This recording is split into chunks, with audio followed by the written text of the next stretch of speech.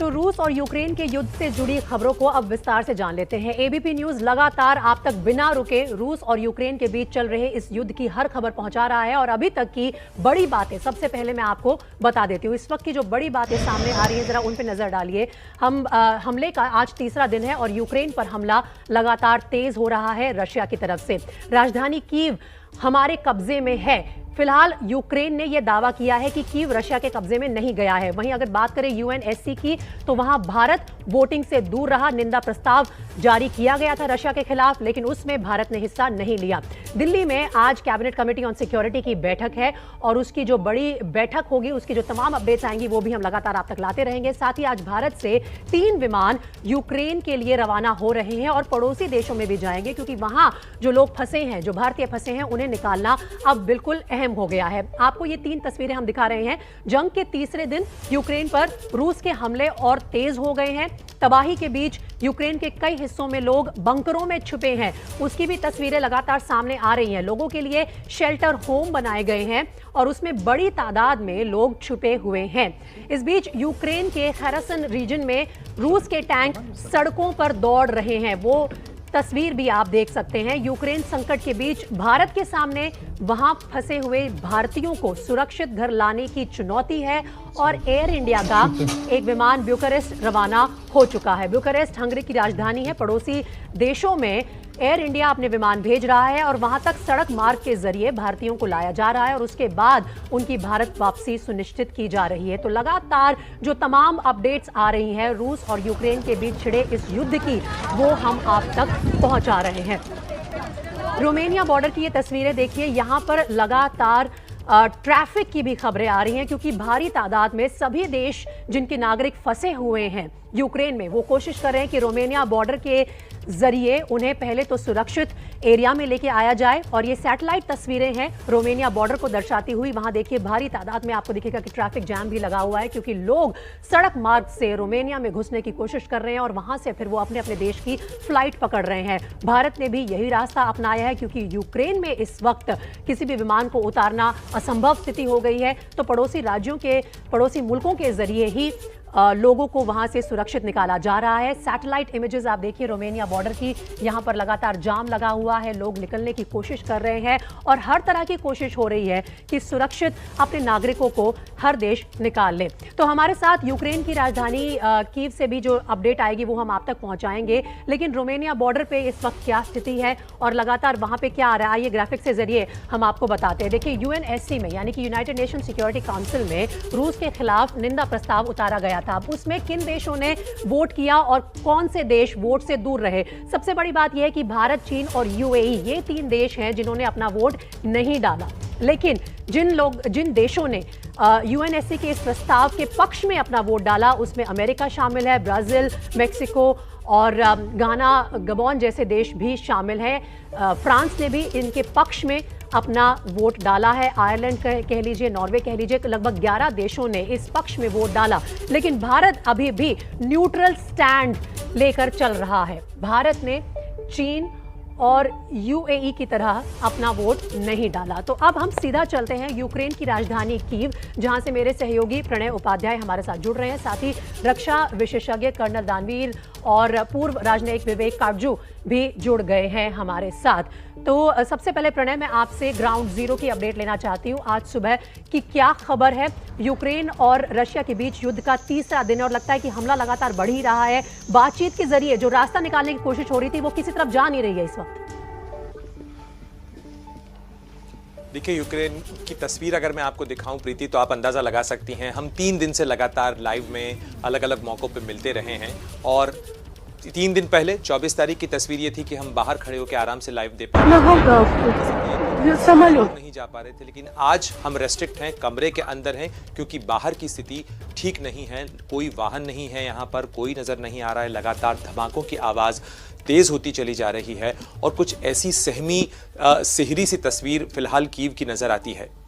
जी ठीक है प्रणय, हालात तो लगातार गंभीर है ही। मैं साथ ही विवेक काटजू साहब के पास भी जाना चाहूंगी और उनसे ये समझने की कोशिश करती हूँ। विवेक काटजू जी, भारत ने जो ये निर्णय लिया कि यूएनएससी के निंदा प्रस्ताव से हम दूर रहेंगे, चाहते ना चाहते हुए भी हम एक बार यूनाइटेड नेशन सिक्योरिटी काउंसिल में चीन के साथ खड़े नजर आ रहे हैं। इस वक्त क्या न्यूट्रल स्टैंड ही एकमात्र रास्ता है भारत के सामने या कुछ कड़ा स्टैंड लेना होगा?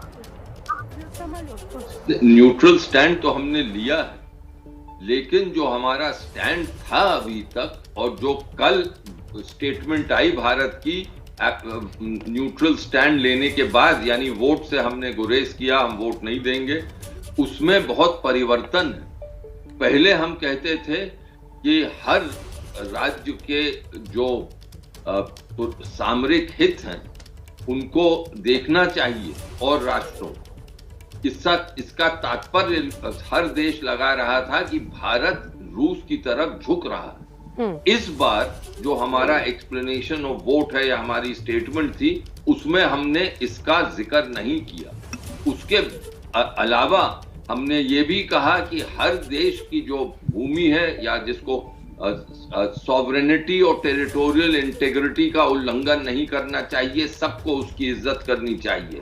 अब रूस ने तो जो हमला बोला है उससे यूक्रेन की जो टेरिटोरियल इंटेग्रिटी है उसको भंग किया है। अगर हम डोनेट्स्क को, लुहांस्क को भी छोड़ दें, क्रीमिया को छोड़ दें, जो तो 2014 में हुआ था, लेकिन इस बार तो रूस का जो इन्वेजन है या हमला, वो आक्रमण है, वो साफ सबको जाहिर है।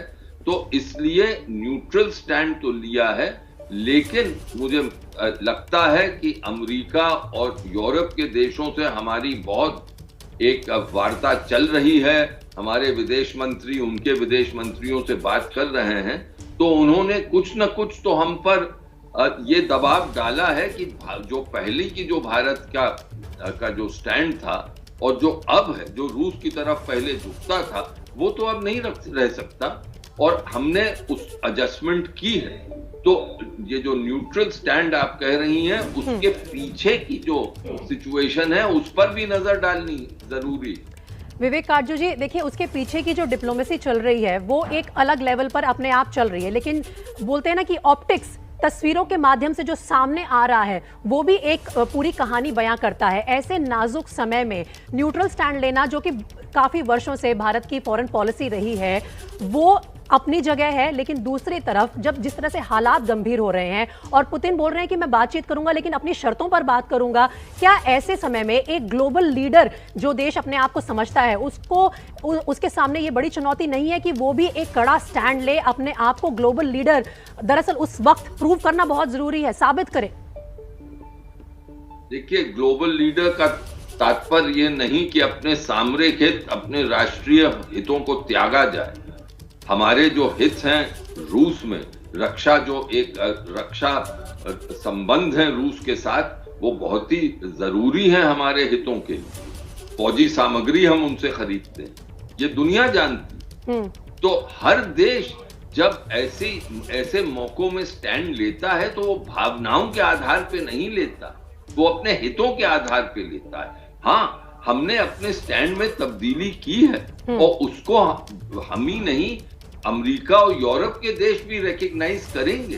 वो समझेंगे कि भारत ने अपनी तरफ से एडजस्टमेंट की है, और मुझे पूरा यकीन है कि रूस को ये अच्छा नहीं लगेगा, क्योंकि रूस अभी तक तारीफ कर रहा था हमारी स्टैंड। लेकिन एक और जो आपने कहा कि चीन ने भी ये स्टैंड लिया, चीन और रूस के जो संबंध हैं वो बहुत ही घनिष्ठ।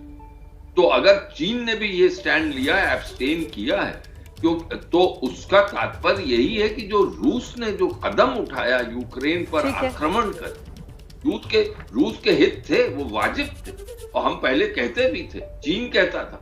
लेकिन आज के दिन ऐसा इन्वेजन दूसरे देश में वो विवेक काटजू साहब, या वो गले से इस मुद्दे पर चर्चा हम जारी रखेंगे और यूक्रेन की राजधानी कीव में मेरे सहयोगी प्रणय जो मौजूद हैं उनसे भी लगातार अपडेट लेंगे। कर्नल दानवीर भी हमारे साथ जुड़ेंगे और रशिया के बीच मेरे साथ कर्नल दानवीर रक्षा विशेषज्ञ स्टूडियो में जुड़ गए हैं और उनसे भी बात करेंगे। लेकिन पहले मैं आपको एक बार फिर लिए चलती हूँ यूक्रेन की राजधानी कीव, जहां से प्रणय उपाध्याय हमारे साथ जुड़े हुए हैं। एबीपी न्यूज लगातार लाइव अपडेट्स आप तक ले रहा है प्रणय के जरिए। प्रणय, बात करनी होगी कि इस वक्त जो हालात है वहां बहुत गंभीर है, आपने हमें ब्रेक से पहले बताया था, लेकिन नेटो की तरफ से क्या कोई कमिटमेंट मिला है यूक्रेन को, या पड़ोसी राज्यों की तरफ से कोई उनकी मदद के लिए आएगा, उसको लेके क्या अपडेट है? देखिए, नेटो जनरल सेक्रेटरी स्टोल्टनबर्ग की तरफ से कल जो कहा गया कि नेटो रिस्पांस फोर्स जो है अपना एयर डिफेंस सिस्टम जो है वो यूक्रेन को मुहैया कराएगी, लेकिन फिलहाल जो लड़ाई ग्राउंड पर चल रही है, ज़मीन पर चल रही है, उसमें फिलहाल यूक्रेन की सेना या यूक्रेन के जो टेरिटोरियल डिविजन्स हैं वो फिलहाल अकेले ही इस लड़ाई को लड़ रहे हैं। जहां तक नेटो के रिस्पांस फोर्स का सवाल है, जो असिस्टेंस का सवाल है, हथियारों का सवाल है, वो इसके पहले भी नेटो कंट्रीज ने दिए हैं यूक्रेन को, चाहे यूके हो या चाहे जर्मनी हो, फ्रांस हो, अमेरिका की तरफ से भी कई हथियार दिए गए हैं यूक्रेन को। लेकिन जहां तक लड़ाई का सवाल है, जमीनी लड़ाई जो इस समय कीव के आसपास चल रही है, धमाकों की आवाज जो लगातार रह के आ रही है कीव के आसपास से, और उस लड़ाई के अंदर फिलहाल यूक्रेन की सेना अकेली है, क्योंकि उनके साथ कोई ग्राउंड ट्रूप्स नहीं है। तो इस चीज को समझना होगा प्रीति कि ग्राउंड ट्रूप्स नहीं है, नेटो ने अपनी फोर्सेस नहीं दी है, वेपन असिस्टेंस दिया है। और जहां तक एयर डिफेंस सिस्टम का है, नेटो कंट्रीज के पास में जो अपना एयर डिफेंस सिस्टम है, चाहे वो पोलैंड की बॉर्डर हो, हंगरी की बॉर्डर हो, ऑस्ट्रिया बॉर्डर हो, जो वेस्टर्न बॉर्डर है यूक्रेन की, वहां पर ऑलरेडी उनका एयर डिफेंस सिस्टम एक्टिव है और उसकी रेंज है। तो कुछ एयर डिफेंस सिस्टम उनकी तरफ से मिलिट्री पावर के नजरिए से अगर देखा जाए तो पूरी तरह से बैलेंस फिलहाल रशिया के पक्ष में है। यूक्रेन को मदद मिलेगी, नहीं मिलेगी, कहां से मिलेगी, कौन कितना कमिट करेगा, इस पर लगातार हमारी अपडेट्स जारी रहेंगी।